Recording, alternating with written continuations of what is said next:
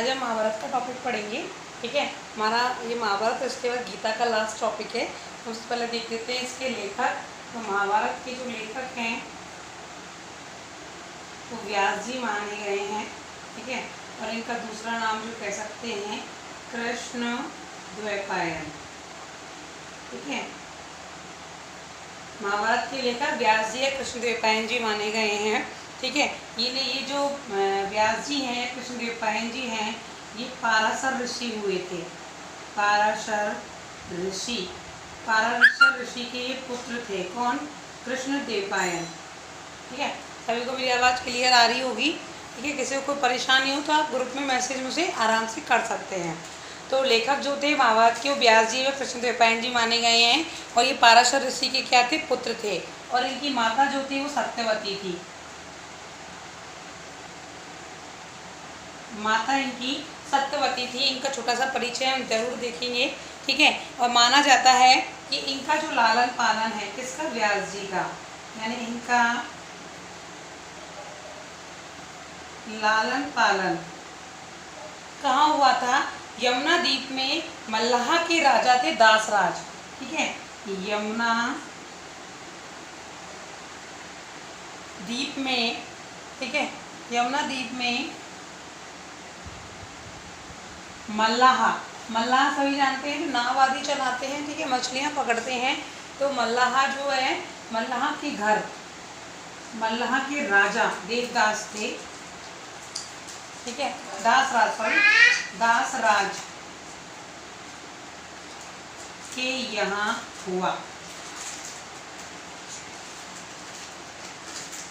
ठीक है, इनका लालन पालन यमुना द्वीप में मल्लाह के राजा दासराज के यहाँ पर हुआ।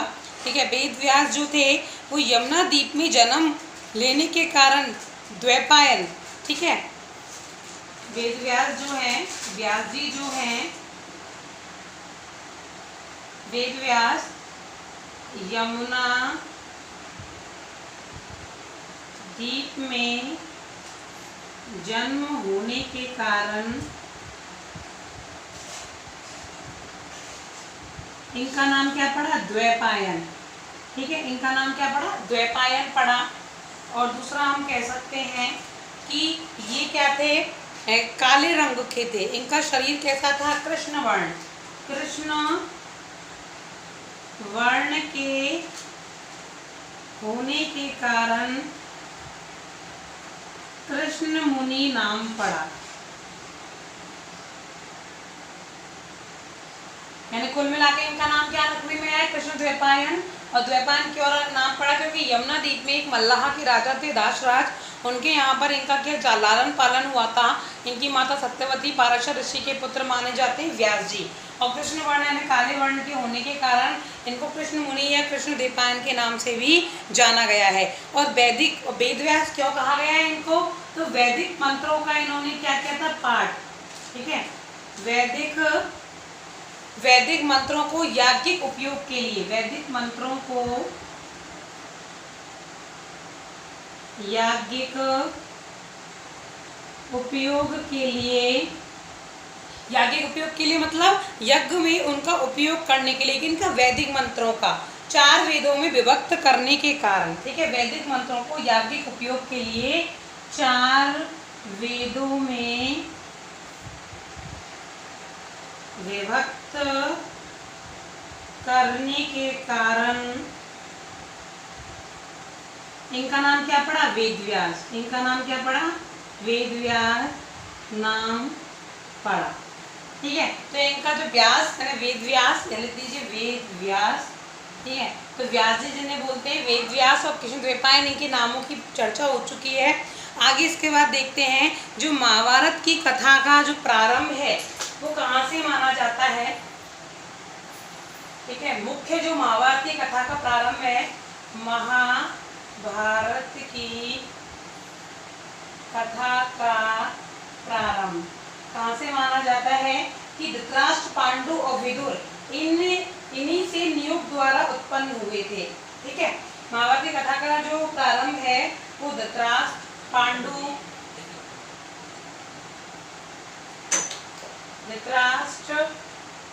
पांडु और विदुर। आपने सभी ने लॉकडाउन में महाभारत देखी होगी, तो यहाँ धृतराष्ट्र, पांडु और विदुर, इनका जो जन्म है, इनका जन्म किनसे माना जाता है? वेद व्यास जी से ही माना जाता है।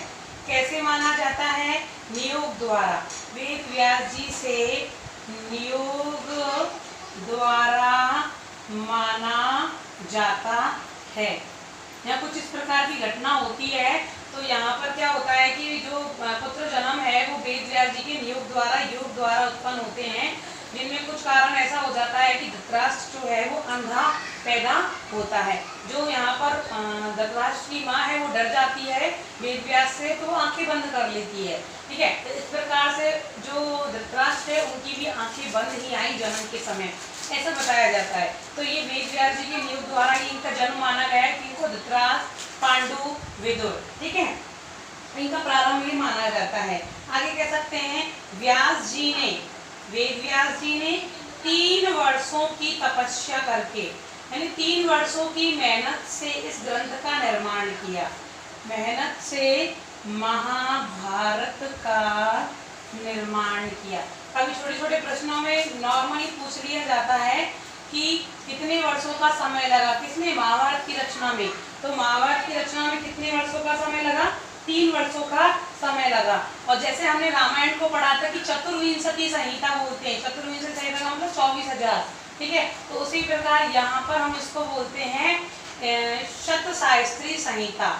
इसका नाम है शतसहस्त्री संहिता। ये प्रश्न हमेशा हर बार अधिकांश एग्जामों में आप नेट का दे लो, संस्कृत सेकंड ग्रेड दे लो, संस्कृत फर्स्ट ग्रेड दे लो, सभी में आपको मिलेगा। ठीक है, रामायण को चतुर्विंश शास्त्री संहिता कहा जाता है, जबकि महाभारत को शतशास्त्री संहिता, यानी इसमें 1,00,000 श्लोक हैं। कितने श्लोक हैं इसमें? 1,00,000। और रामायण में कितने थे? 24,000, इसलिए इसको शतसाहित्री संहिता भी कहते हैं। और इसमें टोटल पर्वों की कितनी संख्या है? 18 पर्वों में विभक्त है। क्या? महाभारत। महाभारत कितने पर्वों में विभक्त है? 18 पर्वों में विभक्त है। ठीक है, और फिर उन पर्वों को ही किसमें विभक्त किया गया है? उपपर्वों में विभक्त किया गया है। उपपर्वों में विभक्त किया गया है।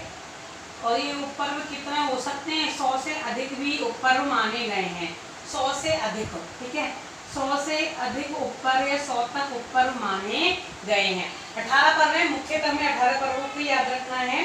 ठीक है, और ये जो पूरा महाभारत है, ठीक है, ये जो महाभारत है, महाभारत में ऐतिहासिक नायक, ठीक है, किसको माना गया है? ऐतिहासिक नायक कृष्ण को माना गया है। कृष्ण को माना है। ठीक है, इन्होंने नायक इस ग्रंथ का किसको माना है? कृष्ण को माना है ऐतिहासिक रूप से। वैसे तो इस ग्रंथ का नायक अर्जुन है, लेकिन ऐतिहासिक रूप से जो संपूर्ण चर्चा यहाँ पर हुई है वो कृष्ण के ऊपर हुई है। ठीक है, मतलब कृष्ण पर आधारित है, इसलिए इसको क्या कहा है? कृष्ण इसका नायक बताया है। हम 18 पर्वों के नाम लिख लेंगे। ठीक है, इसकी भी ट्रिक्स बताऊंगी मैं आपको। ठीक है, आदि, पहले तो आपको नॉर्मली इनको याद करने की कोशिश करना। आदि, सभा, ठीक है, आदि पर्व, ठीक है, सभा पर्व, तीसरा है वन पर्व, चौथा है विराट पर्व। ठीक है, इनको बोले मैं एक सीक्वेंस से लिख देती हूँ ऊपर, तो वैसे लिख देते हैं। 5वां है आपका उद्योग पर्व, उद्योग पर्व, और 6वां है भीष्म पर्व, 7वां है द्रोण पर्व। ये सब पर्व जितने भी आ रहे हैं सब नाम से स्पष्ट हो रहे हैं कि इनमें क्या वर्णन हो सकता है। ठीक है, तो 7वां है द्रोण पर्व, 8वां है कर्ण पर्व, ठीक है, 9वां है आपका शल्य पर्व, शल्य पर्व, 10वां है सौप्तिक, सौप्तिक पर्व, 11वां है स्त्री पर्व। ठीक है, इधर 12वां कह सकते हैं शांति पर्व, और ये सबसे बड़ा पर्व माना गया है। कौन सा पर्व? शांति पर्व। 13वां है आपका अनुशासन पर्व।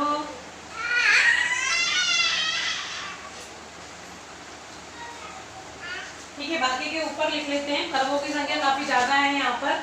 तो यहाँ 13वां है अनुशासन पर्व। ठीक है,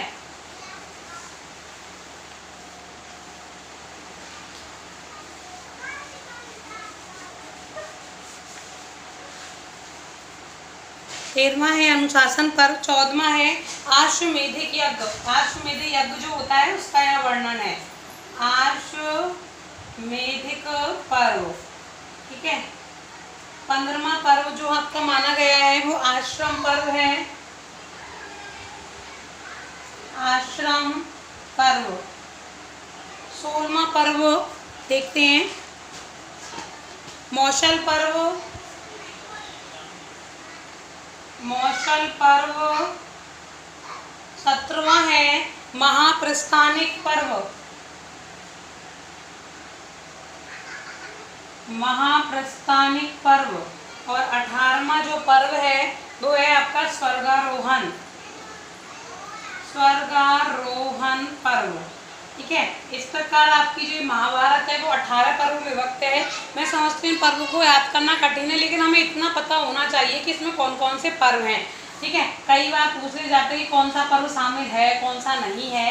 ठीक है, ऐसे क्वेश्चन मुझे बहुत कम आते हैं, बहुत ही कम ऐसे क्वेश्चन देखने को मिलते हैं, बट फिर भी हम क्या करेंगे, इनको एक बार देख लेंगे। और इनमें जो शांति पर्व है, शांति पर्व सबसे बड़ा पर्व माना गया है। सबसे बड़ा पर्व माना गया है कौन सा, शांति पर्व। ठीक है, और दूसरी क्योंकि इसमें कितने श्लोक हैं, 14,000। इस शांति पर्व में कितने श्लोक हैं, 14,000 श्लोक हैं, इसलिए सबसे बड़ा माना गया है। और सबसे छोटा कौन सा हो गया, महाप्रस्थानिक। ठीक है, महाप्रस्थान जब किया जाता है, जब पांडव और कौरव के मध्य युद्ध खत्म हो जाता है तो वो क्या करते हैं, महाप्रस्थान करते हैं। युधिष्ठिर के मन में, सभी के मन में वैराग्य सा छा जाता है कि अपनों को ही मारकर राज्य करना असंभव है। ठीक है, तो इसलिए यहाँ पर जो महाप्रस्थानिक पर्व है, महाप्रस्थानिक पर्व, यह सबसे छोटा, यह सबसे छोटा पर्व है। ये सबसे छोटा क्या माना गया है, पर्व। क्यों, क्योंकि इसमें मात्र केवल 115 श्लोक शामिल हैं, 115 श्लोक हैं। ठीक है, इस प्रकार के पर्वों की चर्चा हुई। 18 पर्व है, जिसे सबसे बड़ा शांति पर्व और सबसे छोटा महाप्रस्थानिक है। आप इनका ही वर्णन कर सकते हो, बाकी आपको नाम से स्पष्ट क्लियर हो सकता है। आदि पर्व, ठीक है, प्रारंभ की घटनाएं, यहाँ पर धृतराष्ट्र का जन्म, विदुर का जन्म, उसके बाद फिर उनका जन्म, ठीक है, उनके बच्चों का जन्म। तो सभा पर्व, सभा से संबंधित वहाँ पर राज्याभिषेक होना। ठीक है, वन पर्व, यहाँ पांडवों को वन में भेजना। विराट पर्व में विराट राजा के यहाँ पर उनका एक प्रकार से कह सकते हैं कि विराट राजा के यहाँ पर रहना, किस अज्ञात रूप में, अज्ञातवास में रहना। उद्योग पर्व, यहाँ भी उनके वनवास का प्रतीक है। भीष्म पर्व, ठीक है, तो अगर भीष्म पर्व में जो शामिल है वो भगवत गीता है, हम इसको भी पढ़ेंगे गीता के रूप में। तो भीष्म पर्व में गीता का यहाँ वर्णन दिया हुआ है। द्रोण पर्व, कर्ण पर्व, द्रोण पर्व में यहाँ द्रोणाचार्य जो हैं उनका यहाँ वर्णन है, उनके पुत्र का वर्णन है। कर्ण पर्व, शल्य पर्व, ठीक है, तो इस प्रकार हम अधिकांश से इनको पढ़ चुके हैं सभी को। ठीक है, तो आगे देखते हैं हम। मूलतः इनका आता है संस्करण। महाभारत में तो बस आपको ये संख्याएं ज्यादातर याद रखनी है, आपसे विषय वस्तु बहुत कम पूछता है। ठीक है, महाभारत की विषय वस्तु के प्रश्न बहुत कम आते हैं, बट आप इनके पर्वों को बस आंखों के सामने रखिए, बाकी इसमें से प्रश्न आना ज़्यादा संभव नहीं है। ठीक है, जो आते हैं मैं आपको बता ही देती हूँ। संस्करण देखेंगे, क्योंकि 18 पर्वों को हम पढ़ने लगेंगे तो पूरी महाभारत यही हो जाएगी। ठीक है, तो संस्करण देख लीजिए। और संस्करण में पहला संस्करण माना गया है कलकत्ता संस्करण। ठीक है, आज का जो वर्तमान में मैंने आपको रामायण पढ़ाते समय बताया था, वर्तमान में जो नवीन प्रश्न पूछे जा रहे हैं वो संस्करणों में से पूछे जा रहे हैं। ठीक है, तो इसका पहला संस्करण माना गया है कलकत्ता संस्करण, जो कब आया था, 1834 से 42। 1834 से 1839 के मध्य ठीक है, और ये 4 भागों में विभक्त है। ये कलकत्ता संस्करण 4 भागों में क्या है, ये विभक्त है। ठीक है, और ये बिना किसी टीका के, ये बिना किसी टीका के प्रकाशित हुआ है।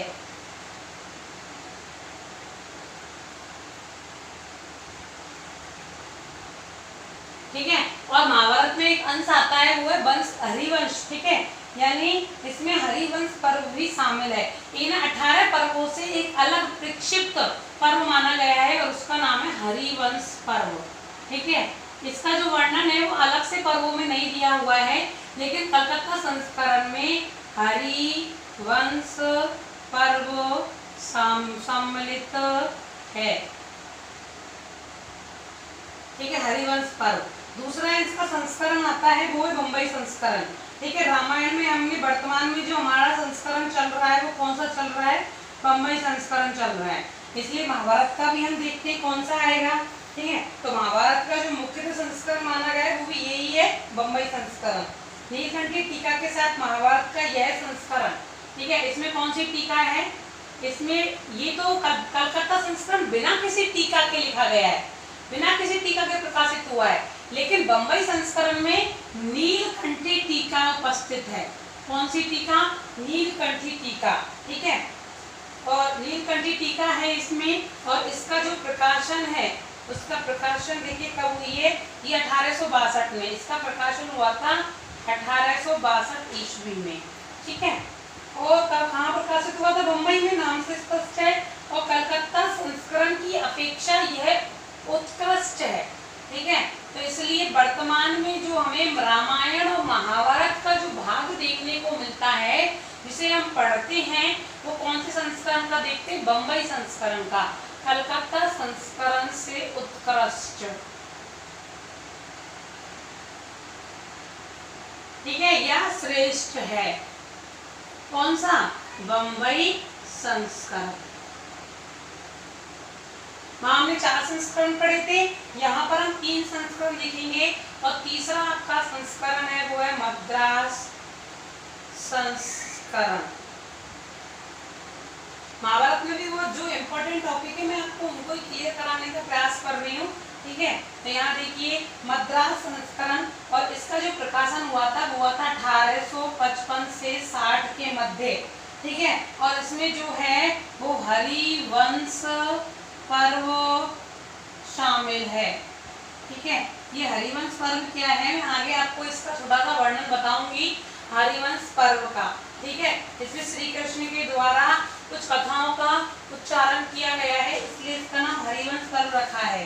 ठीक है, आगे हम एक इसमें छोटा सा टॉपिक आता है, और ये कई बार नेट के पेपर में पूछा गया है, महाभारत का विकास कैसे है, ये भी देख लो आप, क्योंकि ये अलग से आपके एक्सप्लेन करने के लिए क्वेश्चन बन के आ सकता है। तो देखो, महाभारत का जो विकास है वो क्रमशः कैसे कैसे हुआ था, ये क्रम एग्जाम में पूछा गया है नेट के पेपर में। तो सबसे पहले महाभारत को जय के नाम से जानते थे, इसके बाद जय से महाभारत का विकास हुआ भारत नाम से, और भारत को ही फिर आगे क्या कहा गया था, महाभारत कहा गया था। ठीक है, जय में जो थे वो 8800 श्लोक थे। कितने श्लोक थे, 8800। इसमें थे 24,000 श्लोक, और इसमें कुल मिला के कितने श्लोक हो गए, 1,00,000 श्लोक हो गए।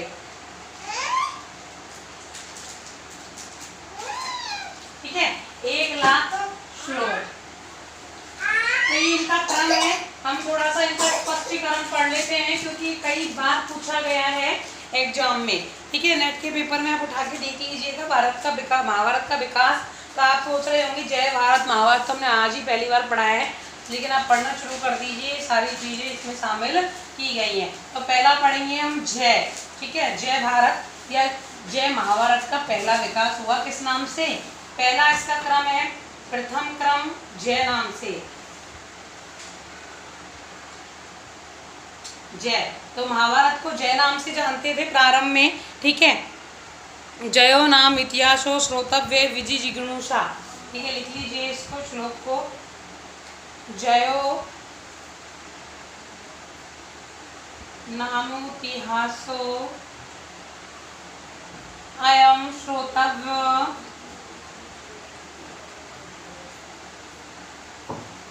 श्रोतव्यो विजिगीषुषा विजिगीषुषा विजिगीषुणा। ठीक है, तो इस प्रकार से जय का नाम हुआ था। यानी जय जो है वो इस इतिहास काल में क्या किया गया था, सुना गया था या रखा गया था। प्रारंभ में किसका नाम, महाभारत का नाम जय नाम उच्चारण किया गया था। ठीक है, इसमें 8800 श्लोक हैं। ठीक है, इसमें श्लोकों की कितनी संख्या थी, 8800 श्लोक प्रारंभ में। और इसमें किसका वर्णन किया गया है, देखिए नारायणम, इन 88 श्लोकों में नारायणम नमस्तस्य नरम,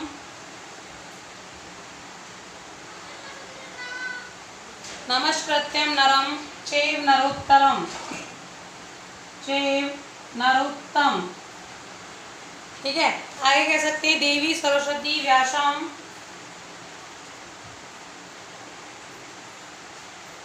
देवी सरस्वती व्यासम ततो जय मुदित्यते मुदीत। ठीक है, यानी नारायण को नमस्कार किया गया है जो नरों में उत्तम माने गए हैं, और देवी सरस्वती के जो पुत्र एक प्रकार से माने गए हैं वेद व्यास, उन्होंने इसी को क्या कहा, जय। यानी महाभारत का प्रथम क्रम जय का नाम से उच्चारित किया। किसको, महाभारत को। ठीक है, और इसका जो ये पूछा जाता है किसको किसने सुनाई, तो वेद व्यास ने सर्वप्रथम किसको सुनाया जय, ये महाभारत वेद व्यास ने किसको सुनाया, वैशंपायन को, वैशंपायन को सुनाया। ये भी एग्जाम में पूछा गया है। ठीक है, आगे देखते हैं दूसरा इसका क्रम आता है और वो है भारत। दूसरा इसका क्रम आता है और वो है भारत। द्वितीय क्रम है भारत। ठीक है, तो भारत का विस्तार हम इसके अंतर्गत देखेंगे। इसमें कितने श्लोक माने गए हैं, 24,000 श्लोक। ठीक है, द्वितीय क्रम भारत में कितने श्लोक माने गए हैं, 24,000 श्लोक माने गए हैं। और इसके लिए कहा है चतुर्विंशति चक्रे भारत संहिता।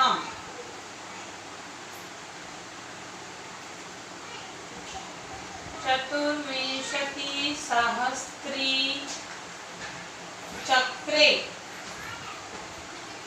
भारत संहिताम। ठीक है, यानी 24,000 श्लोकों का जो चक्र है वो किसमें कहा गया, भारत संहिता में कहा गया।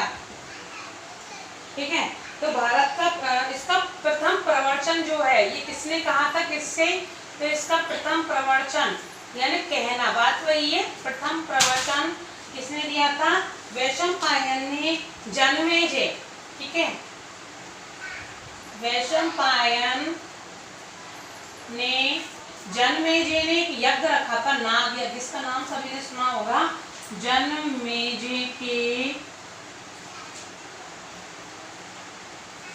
नाग यज्ञ में। ठीक है, वैशंपायन ने किसको सुनाया, जन्मेजय के नाग यज्ञ के अवसर पर। ठीक है, अवसर पर सभी को सुनाया। ठीक, जन्मेजय के नाग यज्ञ में सुनाया। ठीक है, किसको सुनाया, एक प्रकार से कहते जन्मेजय को सुनाया था। ठीक है, तो जन्मेजय ने वहां पर व्यास जी भी उपस्थित थे। मैं आपको छोटी सी इसकी कथा सुना देती हूँ। क्या है कि इसमें क्या है, इस भारत का जो प्रवचन है वो वैशंपायन ने जन्मेजय के समक्ष नाग यज्ञ हुआ था उसके अवसर पर किया था। ठीक है, इस नाग यज्ञ में कौन शामिल हुए थे, व्यास जी शामिल हुए थे। व्यास जी शामिल हुए, तो इस व्यास जी से प्रार्थना की किसने, जन्मेजय ने, कि मुझे कौरव और पांडवों के मध्य जो युद्ध हुआ, कौरव पांडवों का युद्ध, ठीक है, उसका मुझे आप क्या सुनाइए, वर्णन सुनाइए। तो फिर व्यास जी ने वैशंपायन को आदेश दिया कि आप क्या कीजिए, इस भारत का उच्चारण कीजिए, अर्थात इनको कौरव पांडवों का युद्ध के बारे में वर्णन कीजिए। तो इस प्रकार द्वितीय क्रम इनका भारत माना गया है और तृतीय क्रम में पूर्ण निर्माण हुआ इसका महाभारत का। तृतीय क्रम में निर्माण हुआ पूर्णतः महाभारत का, जिसमें कितने श्लोक माने गए हैं, 1,00,000 श्लोक माने गए हैं और इसी को हम बोलते हैं सतसहस्त्री संहिता। ठीक है, और ये किसने सुनाया था? ठीक है, और इसका जो प्रवचन है, द्वितीय वाले का प्रवचन कहाँ पर हुआ था? भारत का प्रवचन नाग यज्ञ में, ठीक है, जन्मेजय के द्वारा आयोजित नाग यज्ञ में हुआ था। और इसका हुआ था नैमिषारण्य। नैमिषारण्य सबने नाम सुना होगा। नैमिषारण्य नामक पवित्र स्थान पर सर्वप्रथम, पवित्र स्थान पर सर्वप्रथम उच्चारण, सर्वप्रथम प्रवचन कह सकते हैं। ठीक है, प्रवचन हुआ। ठीक है, प्रवचन हुआ था और इसमें ये यहाँ पे जो यज्ञ हुआ था ये, ठीक है, वो यज्ञ अनुष्ठान किया था शौनक ऋषि ने। यज्ञ का आयोजन शौनक ऋषि के द्वारा किया गया।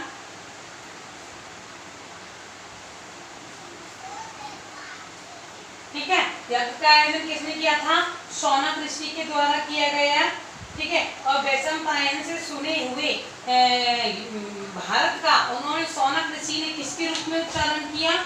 महाभारत के रूप में। यानी यहाँ पर जो महाभारत का प्रथम प्रवचन, महाभारत का प्रथम प्रवचन किसने किया था? शौनक ऋषि ने अन्य ऋषियों के समक्ष, अन्य ऋषियों के समक्ष।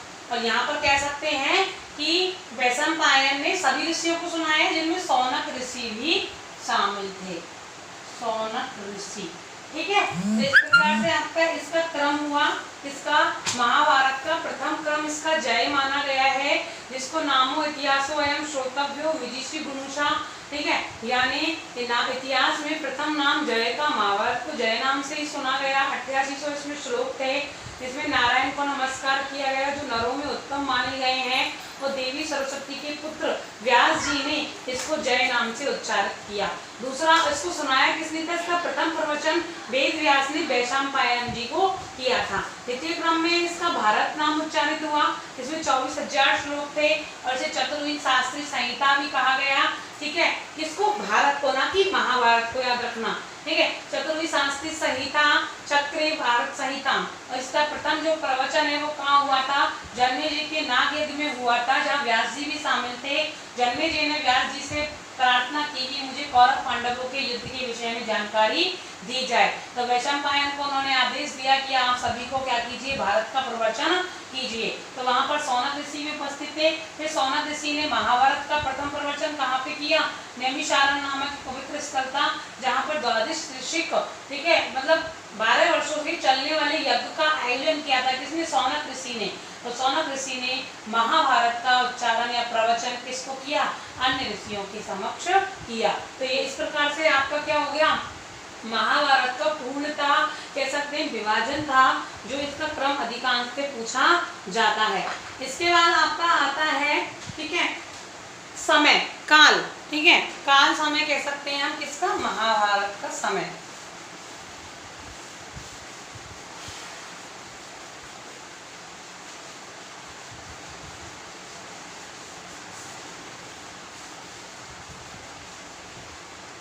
तो देखिए, महाभारत के समय में हम देखेंगे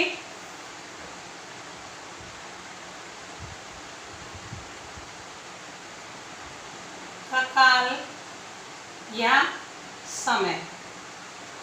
ठीक है, महाभारत का काल या समय। तो देखिए, क्षेमेंद्र की हमने कल भी पढ़ी थी रामायण मंजरी। ठीक है, तो यहाँ पर क्षेमेंद्र ने रामायण मंजरी लिखी थी। ऐसे ही क्षेमेंद्र ने लिखी थी महाभारत मंजरी, महाभारत मंजरी, ठीक है। महाभारत मंजरी थी, लिखी थी, जिसका इन्होंने आसपास समय बताया था 11वीं शताब्दी। तो इसलिए हम कह सकते हैं कि महाभारत का समय भी 11वीं शताब्दी से पूर्व का माना गया है, ठीक है। दूसरा हम कह सकते हैं, एक हुए थे कुमारिल भट्ट, ठीक है। कुमारिल भट्ट, तो उन्होंने भी क्या किया है,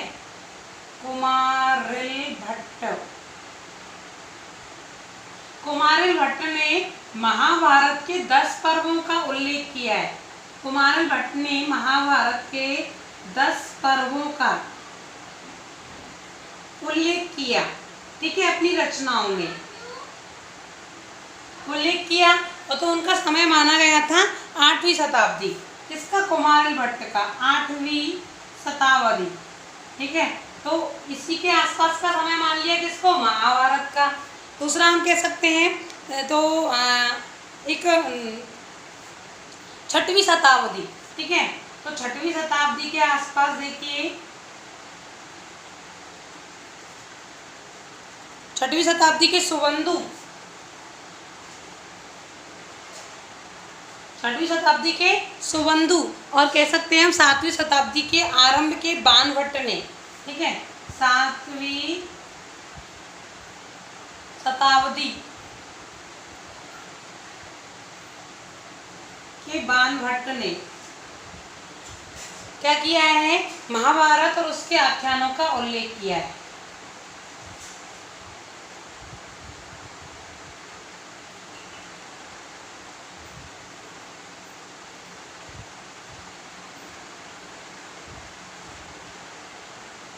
ठीक है, 6वीं शताब्दी सुबंधु ने, 7वीं शताब्दी में बाणभट्ट ने महाभारत के और उसके आख्यानों का क्या किया है, उल्लेख किया है। इसलिए हम कह सकते हैं कि महाभारत का जो काल है वो उनके आसपास का या इनसे पूर्व का काल माना गया है। तो निश्चित कुछ भी नहीं है, सब कुछ लगभग में है। तो क्षेमेंद्र का महाभारत मंजरी देखेंगे जो 11वीं शताब्दी के आसपास का माना गया, लेकिन उससे पूर्व मानेंगे। फिर जब अगर महाभारत को क्या माना गया, उपजीव्य ग्रंथ, क्या माना गया है, उपजीव्य ग्रंथ। उपजीव्य ग्रंथ का मतलब होता है कि जिस पर अन्य ग्रंथों की रचना निर्मित है, ठीक है, अन्य ग्रंथों की रचना की जाती है, तो वो उपजीव्य ग्रंथ कहलाता है। तो रामायण जैसे उपजीव्य ग्रंथ है, वैसे महाभारत भी उपजीव्य ग्रंथ है, और इसी पर अनेक रचनाओं की, अनेक आख्यानों की, अनेक वृत्तांतों की रचनाएं हुई हैं। तो उसी के हिसाब से हम समय का अंदाज लगा सकते हैं कि महाभारत का आसपास का काल है, उससे पूर्व का काल माना जा सकता है। दूसरा हम कह सकते हैं कि जावा और बाली द्वीप, ठीक है। आप सबने जीके में अब ऐसे पढ़ोगे आप लिख के लिए, तो वहां पर आपको पता चलेगा। तो एक थे जावा और बाली द्वीप, ठीक है, जावा और बाली द्वीप, इनमें जो महाभारत थी, ठीक है, वो 6वीं शताब्दी से ही प्रचलित है।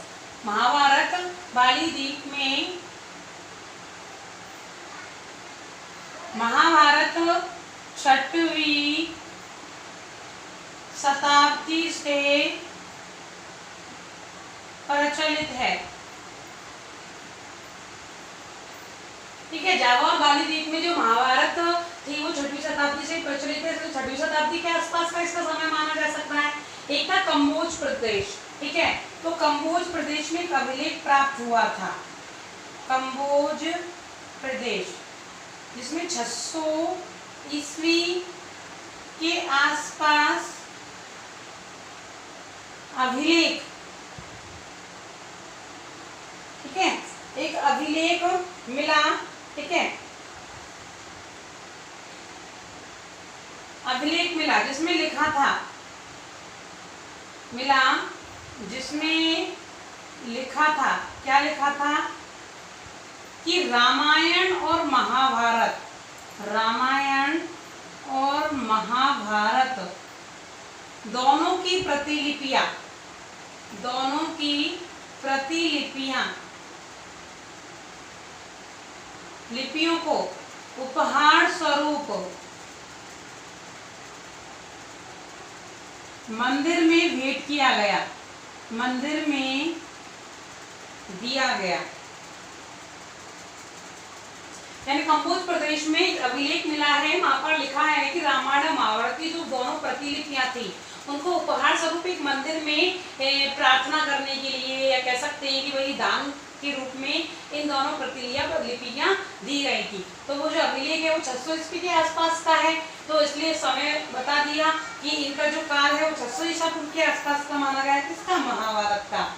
एक है 445 ईस्वी के एक गुप्त कालीन, ठीक है, अभिलेख में, गुप्तकालीन अभिलेख में महाभारत को सतसहस्त्री संहिता कहा गया है। सतसहस्त्री संहिता कहा गया। तो इस प्रकार हम इनका समय विभाजन देख सकते हैं, ठीक है। कई 445 मानते हैं, कोई 600 ईस्वी मानता है, ठीक है। हर कवि अपनी अपनी रचनाओं के आधार पर इनका समय विभाजन या हर कवि अपनी रचनाओं के हिसाब से इस महाभारत या रामायण इनका समय विभाजन करने का प्रयास सभी ने किया है। अगला टॉपिक आता है आपको महाभारत की टीकाएं।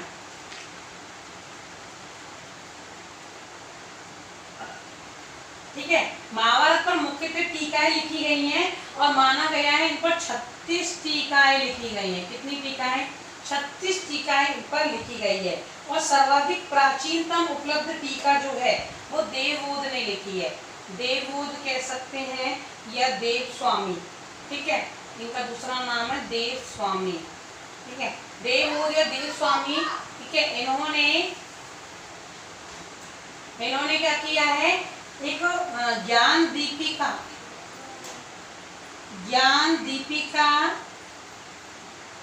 टीका लिखी। देवस्वामी ने कौन सी टीका लिखी? ज्ञान दीपिका टीका, जो सर्वाधिक प्राचीनतम टीका मानी गई है।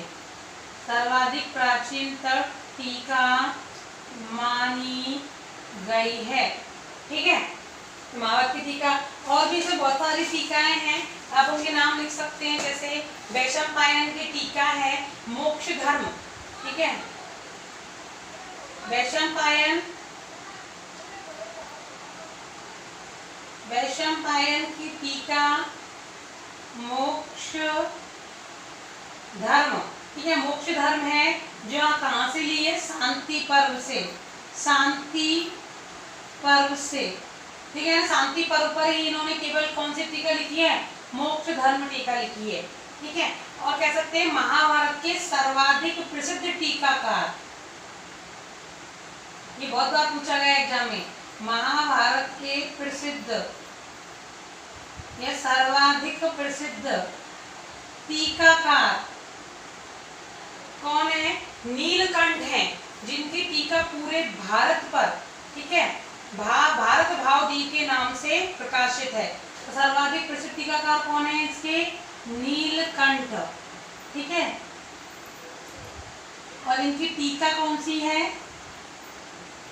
भारत भावदीप, ठीक है। यानी वैशंपायन की मोक्ष धर्म है, देववोद या देवस्वामी की ज्ञान दीपिका है, और नीलकंठ की जो टीका है वो भारत भावदीप है, ठीक है। तो इस प्रकार से हम कह सकते हैं कि ये जो टीकाएं थी मुख्यतः हमें इनको भी पढ़ना जरूरी है, हमें एक्सप्लेन करने के लिए इन चीज़ों की आवश्यकता जरूर पड़ती है। इसमें कुछ मुख्यतः उपाख्यान भी दिए हुए हैं, दिख रहा है ना भाई सभी को? कुछ मिट रहा है बार बार ऐसा लग रहा है, ठीक है, अब ठीक है। ठीक है, तो इस पर जो महाभारत के आगे कह सकते हैं कुछ विशिष्ट ग्रंथात्मक अंश हैं, ये उपाख्यान शामिल हैं जो अब तक हम पढ़ चुके हैं। सबको मैं आपको बता देती हूँ, याद दिला देती हूँ फिर से एक बार, हम पढ़ेंगे तो फिर ये सब कुछ याद आ जाएगा, ठीक है। देखो क्या है महाभारत के विशिष्ट ग्रंथात्मक अंश।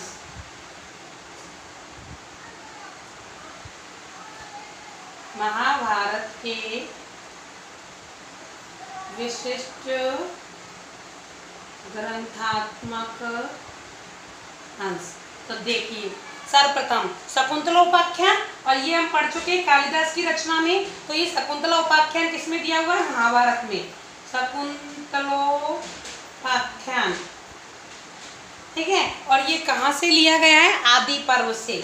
आपको ये कालिदास की रचनाओं को याद करने में भी मदद करेगा। शकुंतला उपाख्यान हमने अभिज्ञान शाकुंतलम जो रचना पढ़ी थी वो कहाँ से लिया गया है? आदि पर्व के शकुंतला उपाख्यान से लिया गया है। और कहाँ से कहाँ तक? 68 से 78 तक के अध्याय, 10 अध्यायों में पूरा शकुंतला उपाख्यान दिया हुआ है आदि पर्व में। दूसरा हमने पढ़ा था नलोपाख्यान, ये किसकी थी? श्रीहर्ष की नैषधचरितम, नलोपाख्यान, ठीक है। राजा नल और दमयंती की यहाँ पर कहानी मौजूद है। वन पर्व और श्रीहर्ष की रचना में हम पढ़ चुके हैं।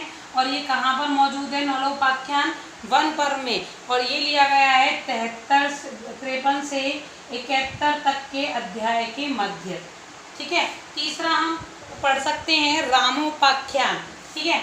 ये भी हमने देखा है रामोपाख्यान, रामोपाख्यान। और इसमें ये कहाँ से लिया गया है? वन पर्व से। इसमें रामोपाख्यान का वर्णन कैसे दिया हुआ है?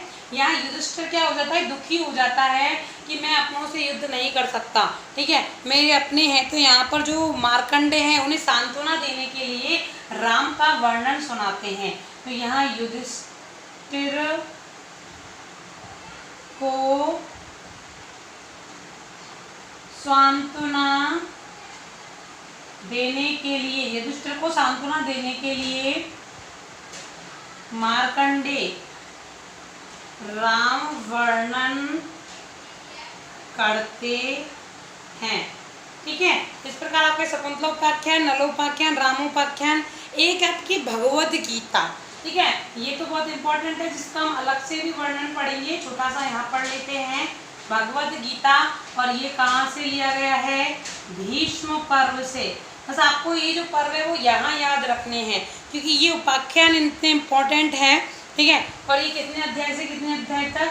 ये भी बहुत बार प्रश्न पूछा गया है, 25 से 42 अध्याय तक। और इसमें टोटल कितने अध्याय हैं? 18 अध्याय शामिल है, यानी 25 से 18 अध्याय तक के मध्य के भागों को ही भगवद गीता कहा गया, जो भीष्म पर्व से लिया गया। इसमें कहा गया समत्वम योग उच्यते योग कर्मसु कौशलम। ये जो हम आगे है वो सब आगे गीता का जब हम टॉपिक करेंगे तो वहाँ हम इन्हें पढ़ सकते हैं। तो देखो देख लीजिए चाहो तो समत्वम, वैसे तो मैं यहाँ भी पढ़ा दूंगी लेकिन वीडियो बहुत लंबा हो जाएगा, ठीक है। समत्वम योग उच्यते योग कर्मसु कौशलम, योग है कर्मसु कौशलम, यानी समता ही योग की समान योग, यानी दुख योगी वही कहा गया है जो दुख में दुखी ना हो और सुख में ज्यादा सुखी ना हो। इतना ही नहीं, घमंड ना करे, अहंकार ना करे। और योग कर्म करते ही रहना, उसी को निरंतर कर्म करने को ही क्या कहा गया है? योग कहा गया है। एक इसमें हमारा आता है, मैंने आपके बीच में चर्चा की थी हरिवंश पर्व की। इस पर्व में ये शामिल नहीं है, इसे एक प्रकार से स्वतंत्र पर्व माना गया है। इसे कौन सा पर्व माना गया है? स्वतंत्र पर्व माना गया है, ठीक है। और स्वतंत्र होने के कारण इसे खिल पर्व भी कहते हैं, ठीक है। ये साहित्यिक भाषा है, खिल पर्व, खिल पर्व भी कहते हैं। थोड़ा शोर आ रहा होगा भैया, थोड़ा पता नहीं कोई गांव में शायद कोई प्रोग्राम है तो इस वजह से ढोल नगाड़े बज रहे हैं, ठीक है। तो थोड़ा आवाज को नेगलेक्ट करते हुए पढ़ने में ज्यादा ध्यान दें। मैं काफी आवाज तेज करके बोल रही हूँ। तो हरिवंश पर्व जो है स्वतंत्र पर्व है और इसे खिल पर्व भी कहते हैं, ठीक है। इस हरिवंश पर्व को जो है वो 3 भागों में बांटा है। पहला है, 3 खंड है इसमें। पहला तो है हरिवंश पर्व, ठीक है। इसके 3 खंड है, यहाँ लिख दो आप 3 खंड। ये वैसे ज्यादा एक्सप्लेन आपके एग्जाम में नहीं होगा, ठीक है, लेकिन मैं एक्सप्लेन करने के हिसाब से आपको बता रही हूँ। महाभारत का निबंधात्मक क्वेश्चन आता है तो आप इस पूरा जो मैंने आपको पढ़ाया है आप सेम टू सेम उतार सकते हो और आपके आराम से 2-3 पेज आराम से निबंधात्मक में भर जाएंगे, ठीक है। दूसरा इसमें आता है, तीसरा पहला खंड है हरिवंश पर्व, दूसरा खंड है विष्णु पर्व, ठीक है। और ये सबसे बड़ा भाग माना गया है हरिवंश पर्व का, सबसे बड़ा भाग। और तीसरा जो है वो आपका है भविष्य पर्व। तो ऐसे हरिवंश पर्व को 3 भागों में बांटा है, स्वतंत्र पर्व माना गया है, इसलिए महाभारत के 18 पर्वों में इनका नाम शामिल नहीं है। ठीक है, स्वतंत्र होने के कारण इसको खेल पर्व कहा गया है और इसको 3 खंडों में विभक्त किया गया है।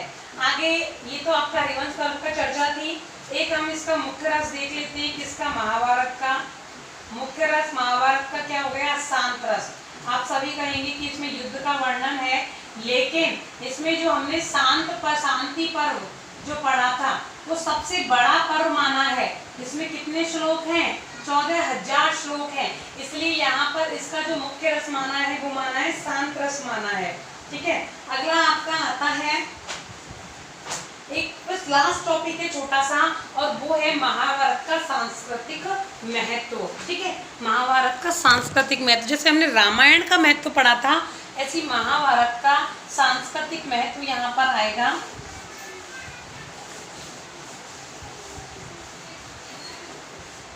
महाभारत का सांस्कृतिक महत्व, ठीक है, ये अलौकिक ग्रंथ कह सकते हैं इसको।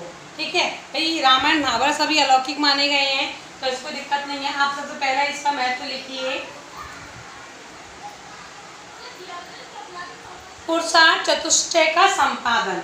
पुरुषार्थ चतुष्टय का संपादन।